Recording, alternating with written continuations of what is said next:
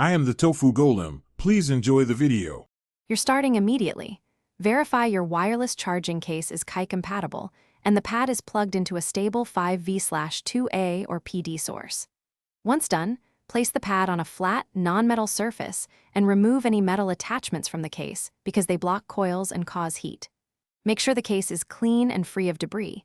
Even small grit shifts alignment. You'll learn how to align coils next so charging is efficient and safe. Now align the case. Open it if the manufacturer recommends and center the case's coil over the pad's indicator light so coils couple efficiently. Once placed, you should see a steady LED or hear a tone. This indicates power negotiation between the pad and case. If the light blinks or charging pulses, adjust the case by small increments, about 1/4 of an inch, until the status is steady. Make sure it isn't overheating. Moderate warmth is normal. Extreme heat is not. Finish by leaving the case still until the indicator shows full charge. If your case supports fast charging, only use certified pads to prevent stress.